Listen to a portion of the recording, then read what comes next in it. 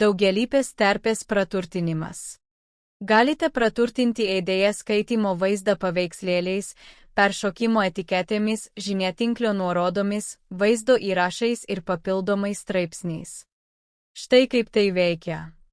Eikite į ePaper, EIDEA, į Suez, užveskite pelę ant mygtuko Edit ePaper, pasirinkite norimą puslapį ir spustelėkite Edit page. Naudodamiesi pelės funkciją spustelėkite ir vilkite apibrėžkite puslapio sritį.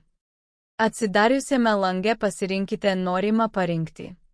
Tinklalapio nuoroda peršokti žymę vaizdas atsisiųsti failą turinio langelis atverti straipsnį vaizdų galerijos YouTube vaizdo įrašas.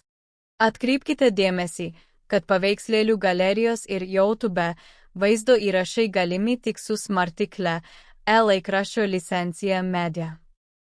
Kiekvienai funkcijai galite įkelti savo pradžios paveikslėlį ir nustatyti srities matmenis.